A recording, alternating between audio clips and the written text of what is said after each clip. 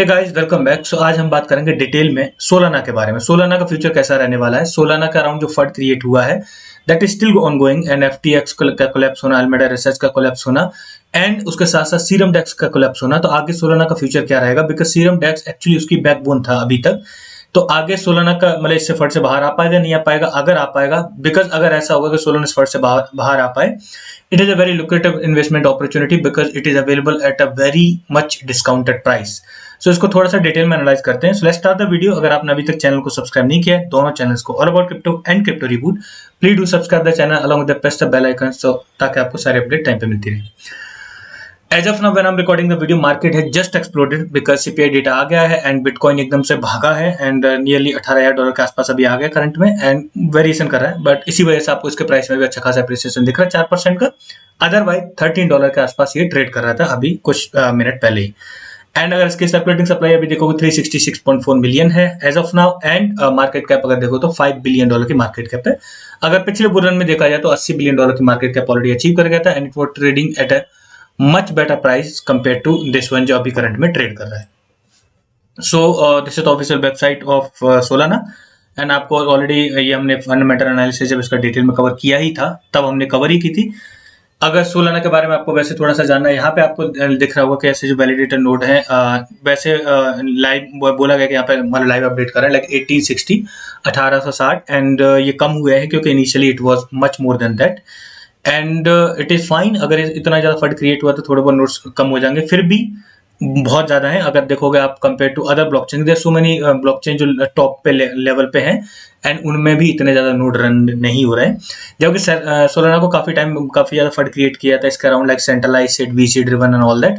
But अगर आप इसके नोड देखोगे तो इस पर अच्छे खासे नोड रन हो रहे हैं। जितने ज्यादा नोड्स होते हैं उतना ही ज्यादा उसको डिसेंट्रलाइज कंसीडर किया जाता है।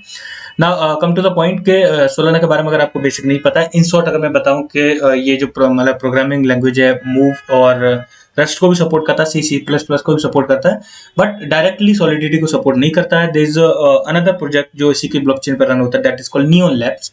नियॉन लैब्स के through Solidity programming language support करता है। Solidity is very necessary in order to support मतलब in order to be compatible with EVM, Ethereum virtual machine के साथ कॉम्पेटिबल होने के लिए सॉलिडिटी प्रोग्रामिंग जो लैंग्वेज है उसको सपोर्ट करना चाहिए। Later on they are planning के ये इसको एक्चुअली क्या करेंगे, इसमें इसको डायरेक्टली EVM कॉम्पेटिबल बनाएंगे and they working on that also as of now. ना इसके अलावा अगर आप देखोगे अभी करंट में और भी मतलब क्या सिनेरियो है, देयर सो मेनी प्रोजेक्ट अगर देखा जाए, जैसे रिसेंट EMA सेशन हुआ था चार्ल्स हॉस्किंसन का, उसमें उसको एक क्वेश्चन पूछा गया था।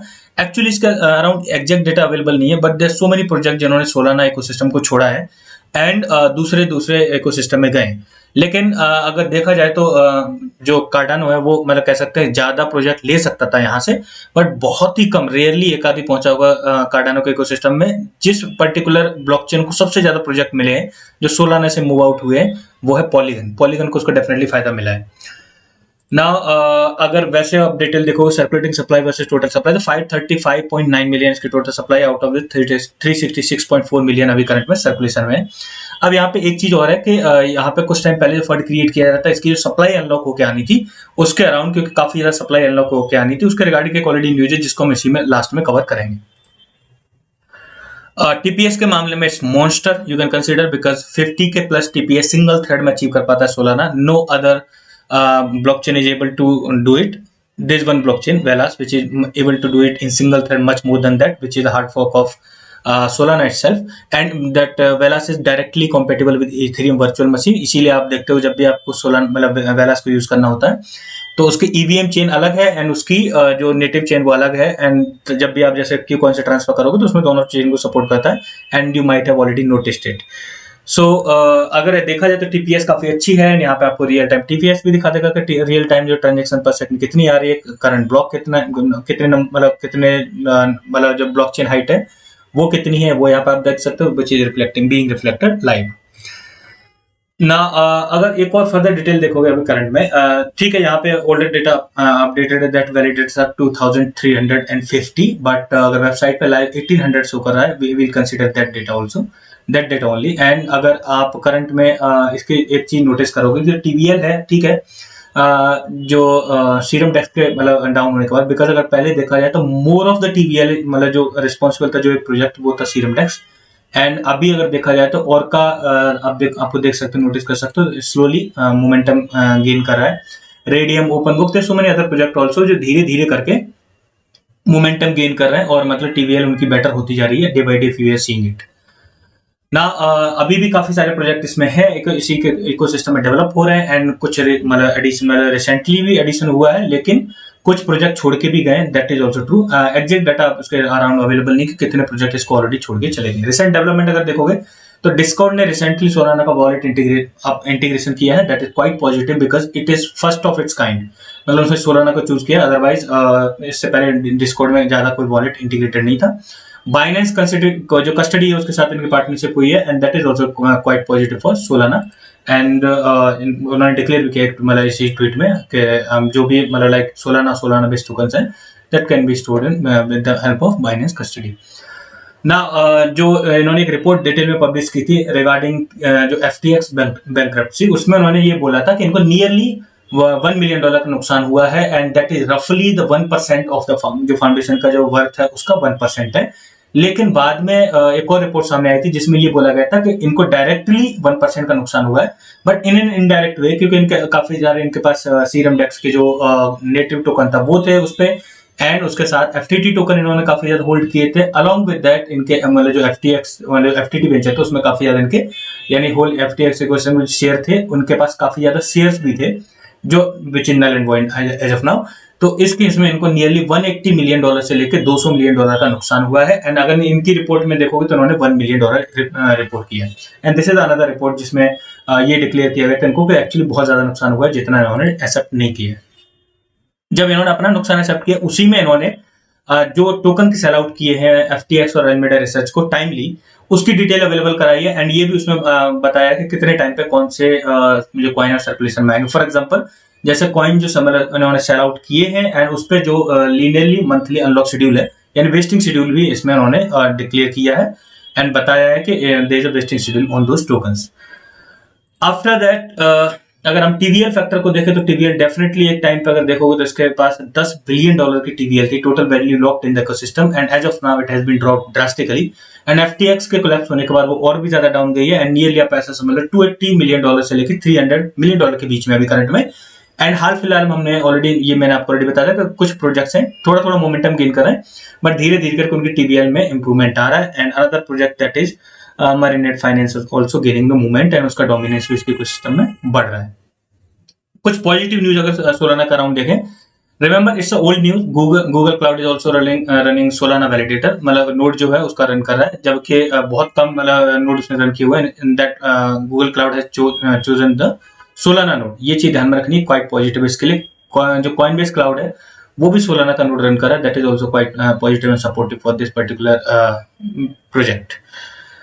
कुछ टाइम पहले इसकी PUBG के साथ पार्टनरशिप हुई थी। Initially it was intended to be like जो NFT कलेक्शन लॉन्च होना उसके रिगार्डिंग, एंड लेटर ऑन जो PUBG अपना एक वर्जन लॉन्च करने के प्लानिंग में है, that is Play to Earn blockchain powered solution that will be powered by Solana itself. तो ये भी सोलाना के लिए काफी ज्यादा पॉजिटिव रहेगा। एंड सोलाना क्योंकि इतनी ज्यादा उसकी TPS है, इंस्टेंटेनियस ट्रांजैक्शन को सेटअप करता है and much cheaper compare to other blockchains, that's why मतलब इन्होंने इसको चूज किया है ऑलरेडी। एंड PUBG अगर आपको नहीं पता ऑलरेडी बहुत अच्छे लेवल पे एस्टेब्लिश्ड प्रोजेक्ट है, यानी अगर वो सोलाना लैब पे आता है तो मास एडॉप्शन की तरफ ले जा सकता है सोलाना को, एंड इससे डेफिनेटली सोलाना को इन फ्यूचर फायदा मिलेगा। अनदर प्रोजेक्ट जिसने अपनी खुद की ब्लॉकचेन डिच करके सोलाना की ब्लॉकचेन ज्वाइन की थी, दैट इज हीलियम जो अपने SIM card like 5G SIM card sell out करने की प्लानिंग में है। एंड क्योंकि इसका भी डायरेक्टली इंपैक्ट यानी ये भी मास एडॉप्शन लेके आ सकता है सोलाना पे, तो ये भी काफी पॉजिटिव रहेगा इन फ्यूचर के लिए। जब भी ये मतलब इसके मतलब आपने फुल फ्लेज में अपनी सर्विस लॉन्च करेगा तब डेफिनेटली सोलाना के लिए इसके मतलब ये फायदेमंद होने वाला है। नेक्स्ट थिंग, अगर आप इसके टोकनोमिक्स का शेड्यूल देखोगे तो आप देख सकते हो लाइक 15.86% जो सीड राउंड में इन्होंने अवेलेबल करा है, 2.63% to founding sale investors and then certain other percentage as you can see on the screen. But ये चीज यहाँ पे डिटेल में ऐसे मेंशन नहीं की गई इसका एग्जैक्ट वेस्टिंग शेड्यूल क्या है। उन्होंने जो वेस्टिंग शेड्यूल अवेलेबल करा है that is only related to FTX and Alameda research, तो बाकियों का वेस्टिंग शेड्यूल इसका अवेलेबल नहीं है। So I can not say like how much supply will be circulation because of this thing. और क्योंकि इसकी जो टोटल सप्लाई और सर्कुलेशन और सप्लाई उसमें अंतर है, तो they will be vesting unlock है, ऐसा आप कंसिडर करके चल सकते हो।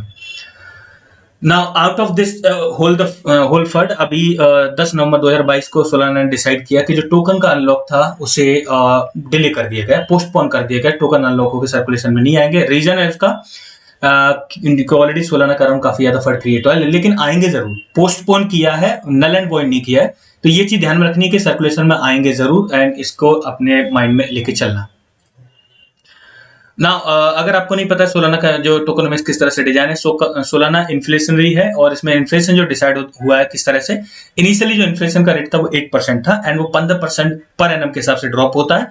एंड अगर करंट में देखोगे तो अभी 5% पे है, एंड ये लॉन्ग टर्म में 1.5% पे फिक्स हो जाएगा। उसके बाद फिर फर्दर ड्रॉप नहीं होगा, और वो लॉन्ग टर्म के लिए इतना इन्फ्लेशन इसमें रहेगा, विच इज क्वाइट गुड। मतलब 1.5% is not much more. And अभी अगर करंट में देखो तो 5% के इन्फ्लेशन रेट पे इसका सप्लाई वहां से भी इन्फ्लेट होगी ना। एक और चीज अगर देखोगे तो सोलाना के ऊपर ऑलरेडी एक लॉ सूट भी चल रहा है, बिकॉज इसमें एलिज किया गया था इसको, यानी इस पर आरोप लगाया गया था कि काइंड ऑफ लाइक एक सिक्योरिटी है, सेंट्रलाइज्ड है, एंड इन्होंने कुछ प्रोमिसेस भी किए थे कि लेटर ऑन ये बर्न मैकेनिज्म इंक्लूड करेंगे, एंड उसके रिगार्डिंग इन्होंने कुछ क्लैरिटी नहीं दी थी। तो कुछ इन्वेस्टर्स ने इसको मतलब इसके ऊपर लॉ सूट भी किया हुआ है। There is one ongoing lawsuit also, ये भी चीज माइंड में रखनी है ना। अगर इसकी चार्ट पर कंडीशन देखोगे तो क्योंकि अभी जस्ट नाउ ब्रेकआउट होगा, मैंने आपको ऑलरेडी बता दिया, बिकॉज जब मैं वीडियो रिकॉर्ड कर रहा हूं तो जस्ट 15 मिनट पहले ही सीपीआई का डेटा आया, and market is cheering up. तो इस वजह से काफी ज्यादा ऊपर चला गया एंड एकदम से ऊपर जाता दिख रहा है। बट वैसे अगर कंडीशन देखोगे, अगर यहां से पहले 2 कैंडलस्टिक से पहले अगर देखोगे तो ये कंसोलिडेटेड दिख रहा है $13 की रेंज में। जब क्रैश हुआ उसके बाद जब गिरना शुरू हुआ तो जो लास्ट बॉटम फॉर्म हुआ that is near about like $11, and उसके बाद फिर रिकवरी देखने को मिली है, एंड उसके बाद एक लॉन्ग टर्म कंसोलिडेशन देख सकते हो $13 के अराउंड। सो अभी तो कंसोलिडेटेड है $13 के around. Now what will be the future? I honestly believe Solana इस पूरे फंड से बाहर आ जाएगा, एंड डेफिनेटली फ्यूचर में डेफिनेटली प्रॉस्पर करेगा, क्योंकि जो कुछ पॉजिटिव फैक्टर है मैंने आपको ऑलरेडी साइट आउट कर दिए, जैसे पबजी का उस पर इंक्लूड होना, एंड हीलियम का इंक्लूड होना, and much more other project also, उनकी वजह से सोलाना विल सर्वाइव। लेकिन इसका फर्दर प्राइस में डायल्यूशन इसलिए हो सकता है क्योंकि अभी पोस्टपोन किया टोकन का अनलॉक, लेकिन वो मतलब नल एंड वॉइड नहीं किया, टोकन तो सर्कुलेशन में अभी आएंगे। तो इस वजह से जब तक, और अभी ऑनगोइंग सिनेरियो भी है जो एफटीएक्स वेंचर का भी जो मतलब उसके लिए जो ऑलरेडी उसको उसके कोर्ट वोट में पेशी शुरू हुई है, एंड उसमें से मच मोर फाइंडिंग आएंगे। अगर उसे मतलब लिक्विडेट भी करेंगे, यानी जो बैंक्रप्सी का फाइल करेगा ऑब्वियसली जो भी एसेट होंगे लिक्विडेट करेंगे, तो उस केस में हो सकता है इसमें फर्दर डायल्यूशन देखने को मिले, क्योंकि अब एक तो फैक्टर हमने ऑलरेडी देख लिया कि टोकन पोस्टपोन हुए। सो इस वजह से अगर आपको इसको एक्यूमुलेट करना है तो आपको थोड़ा वेट करना चाहिए, 1-2 महीने वेट करो जब तक एफटीएक्स वाला पूरा ड्रामा ओवर होता है। उसके बाद आप अकोमुलेशन शुरू कर सकते हो, आप अकोमुलेट करते रह सकते हो, और लॉन्ग टर्म के लिए इसको डेफिनेटली बाई कर सकते हो, बट कुछ महीने बाद, अभी नहीं बाई करना। एंड अगर मतलब आगे हम कितना फ्यूचर एक्सपेक्ट कर सकते हैं, that will depend on the growth of the project, जिस तरह से प्रोजेक्ट ग्रोथ करेंगे। But definitely Solana will survive, and Solana इस सब से बाहर आएगा। अभी थोड़ा सा और बस टाइम इसके लिए आ सकता है, लेकिन ये डेफिनेटली बाहर आएगा। So that's all for today. I hope you like the video like जरूर करें, and make sure you subscribe the channel. Thank you guys.